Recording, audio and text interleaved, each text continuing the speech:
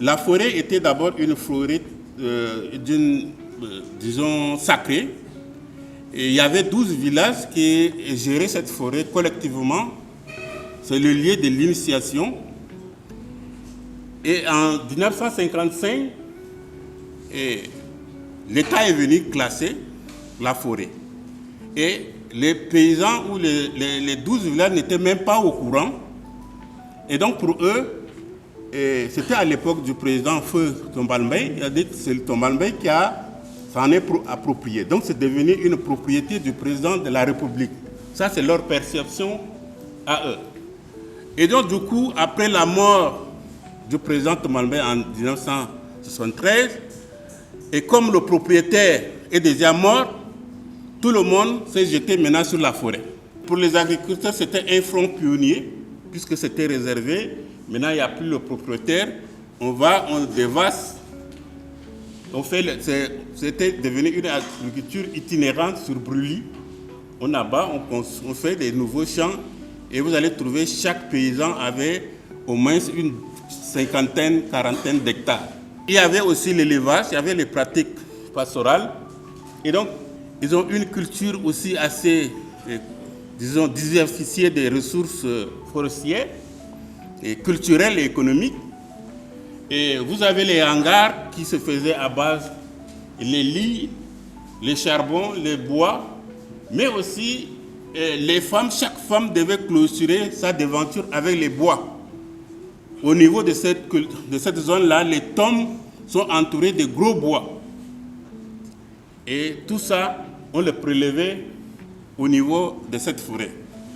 Bon. Il y avait l'élevage, effectivement, comme je disais, pâturé dans la forêt, mais on pouvait aussi amener quelques ébranchages à la maison pour les petits ruminants. Alors, on va voir un peu quelles sont les conséquences de toute cette pression sur la forêt elle-même et sur les pratiques de l'élevage.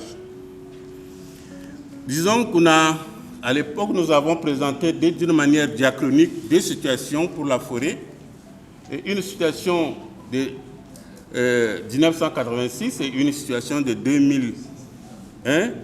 Et vous voyez clairement le rythme, je ne sais plus, en 20 ans ou en 19 ans, vous voyez le rythme de cette évolution régressive de cette forêt.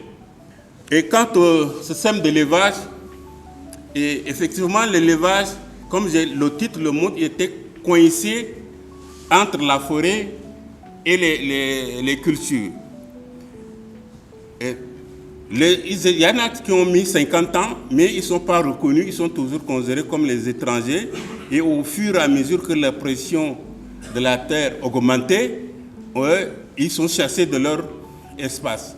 Et là, ils ne pouvaient plus entrer dans la forêt comme à l'époque parce que les gardes sont là et il est interdit d'aller pâturer. Ils ne peuvent pas transhumer il y a les champs, donc ils circulent dans les interstices des champs et ça pose un problème d'incursion des animaux dans les champs et par conséquent les conflits. Et les éleveurs aussi n'étaient pas bien organisés dans cet espace pour défendre leur cause, donc ils subissent cette pression-là et c'est comme ça que je dis, c'est de l'élevage en quête de l'espace. Et finalement, l'objectif aujourd'hui, c'est de sécuriser cet espace ou mettre en place un plan de gestion de cette forêt classée.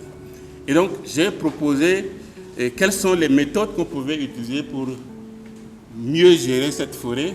C'est d'abord de prendre en compte toutes les représentations différenciées de ce milieu, parce que les éleveurs, pour eux, c'est un espace pastoral, pour les agriculteurs, c'est un front pionnier, pour les environnementalistes, c'est une aire protégée, protection de l'environnement. Donc il faut prendre en compte toute cette représentation pour faire un plan de gestion.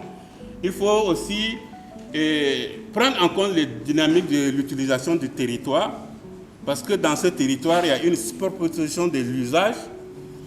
Il faut aussi prendre en compte tous les aspects socio-économiques et politiques de cette zone, parce que c'est ça qui structure même l'organisation du territoire. Et enfin, comme les autres, il faut prendre en compte les institutions coutumières qui sont au niveau de la périphérie de la forêt classée et les intégrer dans la gestion de cette forêt. Et pour finir, je dirais qu'une meilleure de cette gestion de la forêt, il faut tenir compte de la mobilité de l'éleveur, des élevages autour de cette forêt classée.